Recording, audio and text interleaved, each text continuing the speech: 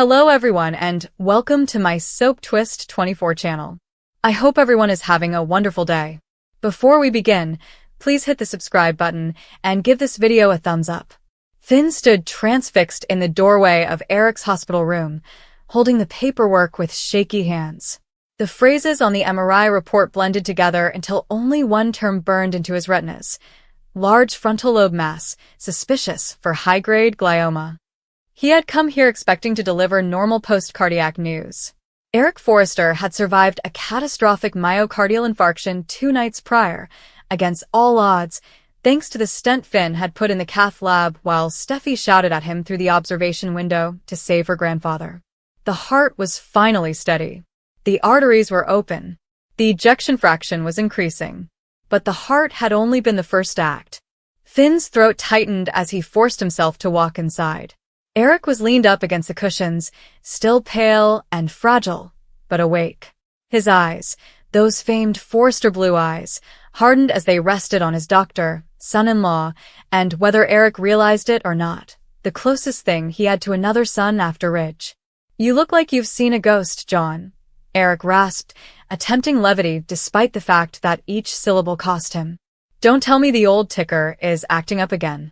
Finn could not talk. He closed the door with a gentle click that echoed like a gunshot in the solitude. Steffi wasn't here. She'd gone home to shower and hug the kids after spending 48 hours by Eric's bedside. Ridge was downstairs having coffee with Brooke. It was only the two of them. Finn sat on the rolling stool, elbows on his knees, the chart gripped against his chest like a shield. Eric's smile vanished. Finn swallowed. "Say it." After the code, we performed a full-body CT scan to check for an embolic stroke. Standard procedure following cardiac arrest. His voice cracked.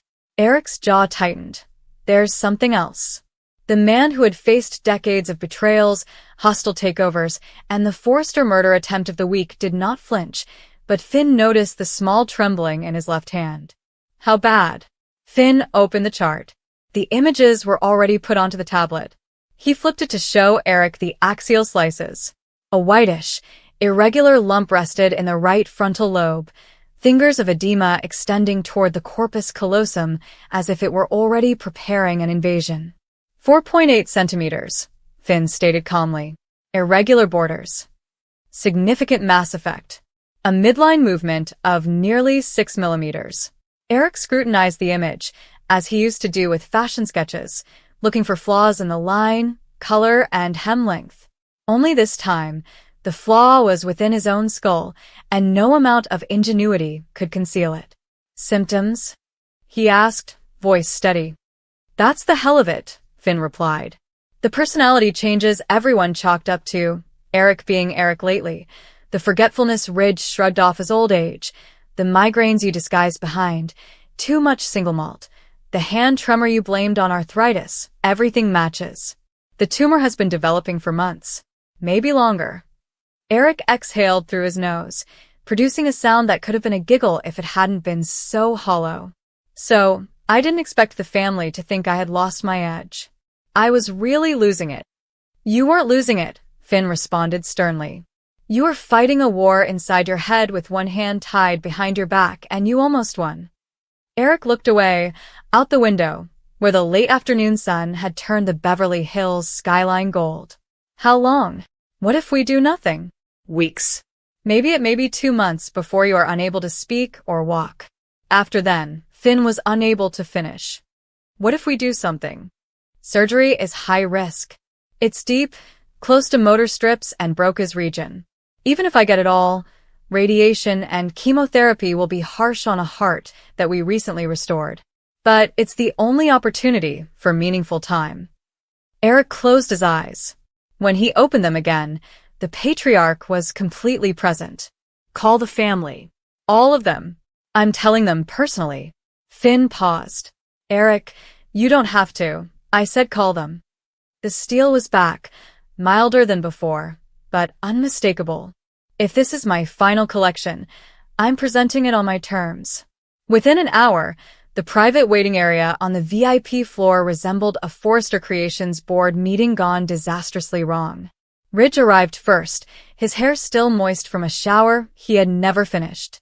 Steffi dashed in, still dressed from the day before and terrified. Brooke grasped Ridge's arm as if it were the only solid thing remaining in the universe. Hope and Thomas emerged together, an uneasy piece born of crisis. Liam stood near the door, unsure whether he still belonged. Donna and Katie slid in, their faces blotchy from crying in the corridor. Carter shut the door and stood in front of it, like a bouncer. Eric sat in a wheelchair that Finn had insisted on, for lines still taped to the back of his hand, his hospital gown hidden by the cashmere blanket Stephanie had bought him 20 Christmases ago. He appeared small. He appeared mortal. Despite this, he maintained control of the room. "Thank you for coming so quickly," he said, his voice stronger than Finn imagined possible. "I'm going to say this once, so listen carefully." He told them everything. No sugarcoating. There was no "we'll fight this." Just the harsh facts Finn had laid out for him, delivered with the steady cadence he used to terminate disloyal designers. When he finished, the silence was oppressive. Ridge broke first. "No, just that." One syllable, as if he refused to accept it, and the cosmos may reconsider. "Dad," Steffi began, tears already falling. Eric raised a hand. "I'm not finished," he said, looking at each of them individually. "I've spent my life creating beauty from thread and desire. I've survived being shot, poisoned, buried alive, and every other absurd twist the city could throw at me. I am not terrified of death. I'm outraged that I won't get to watch what you all do next." Brooke made a broken sound and squeezed, her knees collapsed. Ridge caught her. "But," Eric said, "I haven't died yet. Finn feels he can remove the majority, if not all, of the tumor. There is risk. Lots of stuff. My heart might not survive the surgery. I might wake up unable to speak, move, or design ever again. Or I could by years. I'm going to take a gamble." Thomas stepped forward, his eyes burning. "Then we are all here. Whatever you need." Hope nodded, gripping Liam's hand even though they were no longer together. Old habits. Eric's attention focused on Finn, who had remained in the corner to give the family space. John is the top neurosurgeon on the West Coast. Perhaps the country. If anyone can pull this off, it's him. Steffi looked at her husband, pride and horror on her face. Finn met her gaze and gave a tiny nod. He'd do it or die trying. There were no other options. The following 72 hours were a masterclass in controlled pandemonium. Finn put together a surgical team that read like a medical all-star game. Dr. Park from Cedars for intraoperative MRI, Dr. Patel from UCLA for awake language mapping, and a perfusionist who kept 3 hearts beating during a 12-hour transplant marathon. Lee Finnegan flew in from New York to oversee cardiac anesthesia because no one on the planet would battle harder to keep Eric's heart beating than Finn's mother. Steffi hardly slept. She sat outside the neuro-ICU for 3 days in the same yoga pants, her hair in a knot, surviving on coffee and hope. Ridge and Brooke took turns lifting each other up in the chapel. Hope accompanied Kelly and Beth to the hospital garden to send Grandpa strength through crayon paintings. Even Quinn arrived, silent and pale, slipping Eric's beloved sapphire cufflinks into his hand the night before surgery for luck.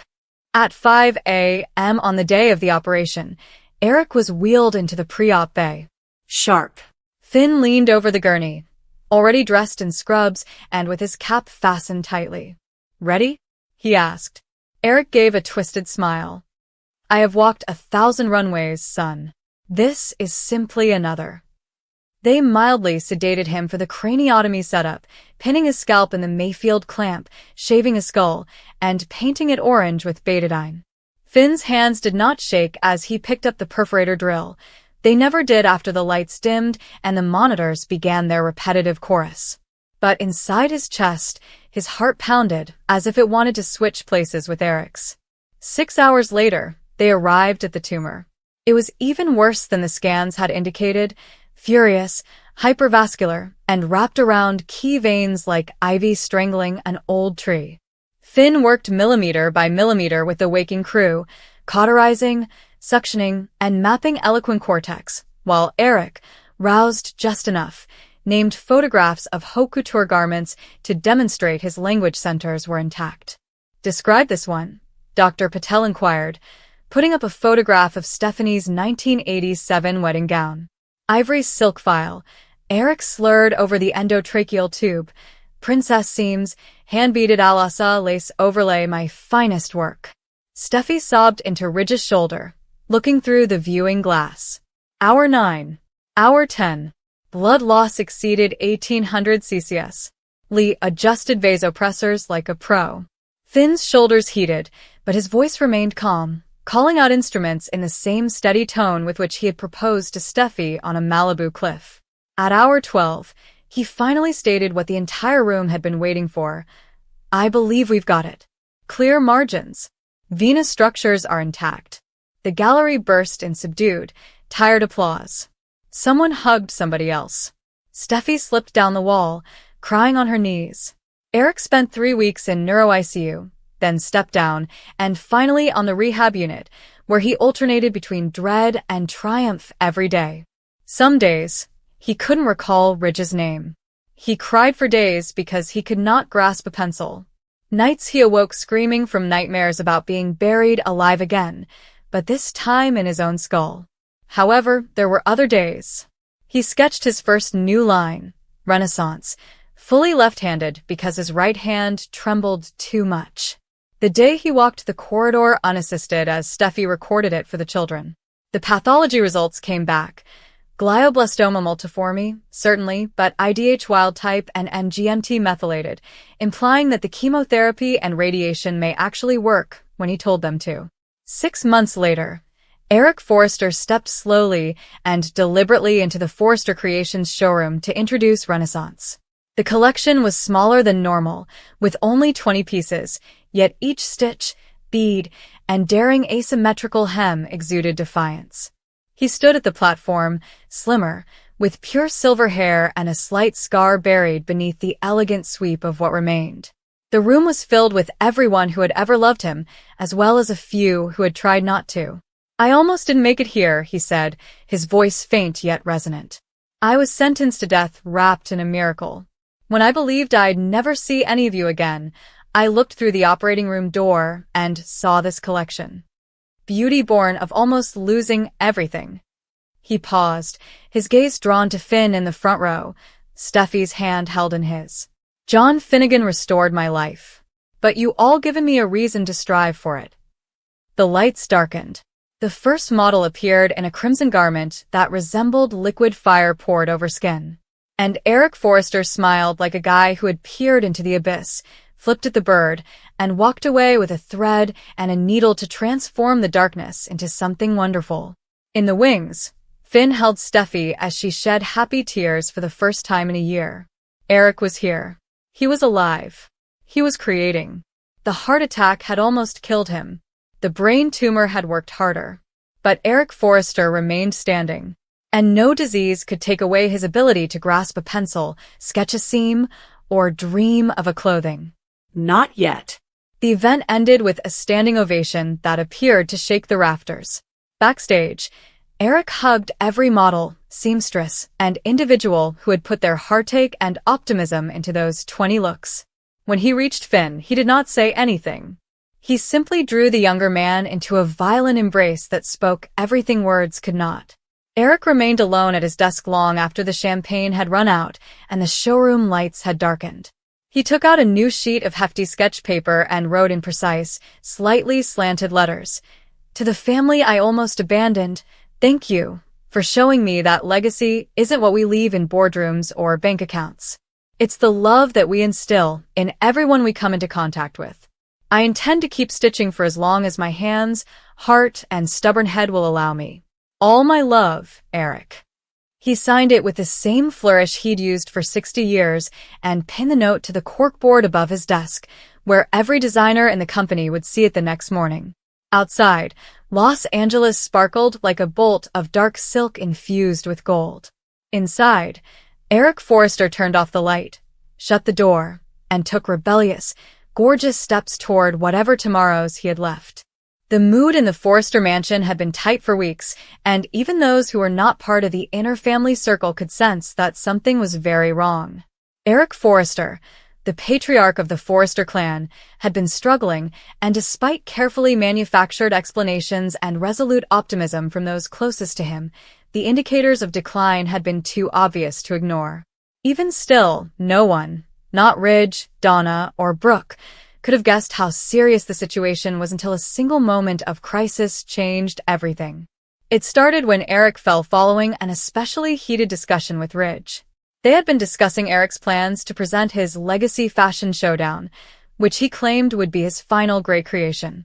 Ridge had naturally objected to the notion, saying his father was pushing himself too hard. Emotions had risen, misunderstandings had increased, and just as the two men were on the verge of understanding, Eric grasped his chest and collapsed. The ambulance arrived soon, and Finn, who was at the office when the call came in, dashed to the hospital to meet the paramedics. While everyone assumed Eric had a stress-related heart attack, Finn's senses told him something wasn't right. Yes, Eric had collapsed. Yes, it appeared to be cardiovascular in nature. However, the underlying symptoms, shaky hands, cognitive lapses, and strange personality shifts, indicate something else entirely. Finn ordered a battery of tests as soon as Eric was stabilized, including a thorough neurological examination. Donna held to Hope's hand in the hospital hallway, trying to remain calm while she described Eric's previous conduct. Hope attempted to console her, but she, too, was becoming increasingly frightened. Ridge sat transfixed across the room, refusing to speak or move. He stared at the floor, as if he could make the world make sense again. Brooke stood by him, her hand gently resting on his shoulder, providing silent support. Finn came from the medical room an hour later with a sad frown. "I need to run one more scan to confirm something," he explained quietly. "However, I want to prepare all of you. I do not believe this was a heart attack.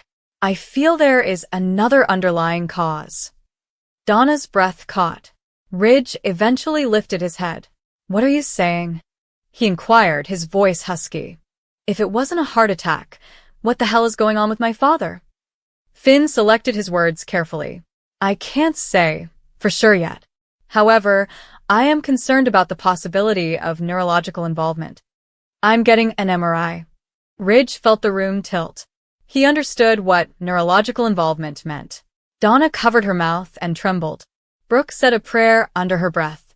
Hope gazed at Finn with wide, troubled eyes, silently yearning for reassurance he couldn't provide. Ridge insisted on keeping near to Eric while he was taken to radiology. Brooke followed, her arm linked with his.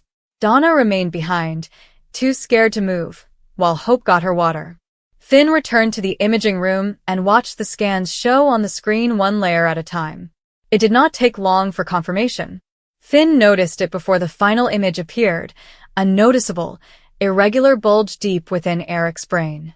Not little, not subtle, obvious, aggressive. Finn closed his eyes for a moment to gather himself. He knew the next talk would impact people's lives. When he returned to the waiting area, everyone stood up instantly. There was a palpable sense of anxiousness. Finn cleared his throat. "It's a brain tumor." The words struck the group like a physical blow. Donna let out a sob and fell into Hope's arms. Ridge felt like someone had punched the air out of his lungs. Brooke's hand moved to her heart. Even Steffi, who had come mid-scan and stood by Finn, was surprised. Ridge moved forward, his voice trembling. "A tumor? How is this possible?" He simply assumed he had a tremor. He believed he was aging. He thought. His voice crackled. "Why didn't we know?" Finn talked kindly. Symptoms of a brain tumor are frequently mistaken for natural aging or stress, particularly in the early stages. Personality shifts, memory lapses, hand tremors, and mood swings can all be misconstrued. What counts now is knowing the sort of tumor, how advanced it is, and what treatment options are available. Donna dried her eyes and struggled to speak. "Is it operable?" "That is what we need to evaluate," Finn added. "But given the location, surgery would be extremely complicated." Ridge shook his head, reluctant to accept the possibilities. "Finn, you need to solve this." You are the best doctor we know. Finn wished he could provide the certainty Ridge so dearly desired. I will do everything in my power, he told me. But we're dealing with something very serious. Brooke patted Ridge's arm. Finn went on. Let him explain. There are 3 options to consider: surgery, focused therapy, or palliative care. But first, we need to determine the tumor type and stage. Steffi took a step closer, thinking Ridge was about to crack. Dad, she whispered quietly, let's hear Finn out. We have to think clearly. But Ridge felt incapable of doing so. His entire universe had suddenly turned on its axis. Eric was more than simply his father. He was the family's foundation, the heart of Forrester Creations, and the man whose vision, passion, and love had influenced their whole lives. The notion of losing him, of watching him diminish, was awful. Back in his hospital room, Eric was awake yet drowsy. When Ridge entered, Eric attempted a tiny smile. Well, he remarked with a faint laugh, I suppose I gave everyone quite the scare. Ridge sat alongside him, fighting back tears. Dad. Finn found something. Eric nodded as if he already knew. A tumor, he explained. Yes. I've heard enough of the nurses talking. Ridge's heart sank. We're going to fight this, he stated confidently. Each of us. Whatever it takes, we'll get you through this. Eric stared at his son with profound devotion. I'm sure you will. Ridge leaned in closer. Anything. I'm tired, Eric admitted gently. I am more fatigued than I have ever been. Before you say anything, I know you want me to fight. And I will. But I also want to live my life for me, not as a patient or a burden. Ridge gulped hard, unprepared to grasp the gravity of his father's remarks. You're not going anywhere. Eric tenderly brushed Ridge's cheek. Oh, my son. We all go somewhere eventually. Even Forresters. Finn took a deep breath as he entered, Donna and Brooke behind him. Eric, he explained, we need to go over your test results. Eric nodded. Let's hear it. I want the truth. The tumor has advanced, Finn explained. It is pressing on several places, resulting in tremors, bewilderment, and emotional shifts. Because of its placement, surgery would be quite dangerous. Donna clutched Eric's fingers tight. But it's not impossible, right? Finn paused. It's not impossible, but it's incredibly risky. And even if the surgery was successful, there is no guarantee the tumor would not return. Ridge spoke up. What about radiation? Chemo? Anything. Finn nodded. These are alternatives. But, again, they have hazards and may not entirely limit growth. Eric looked at Donna, Ridge, Brooke, and Finn. What you're telling me, he explained gently, is that there are no guarantees. Finn nodded softly. That's correct.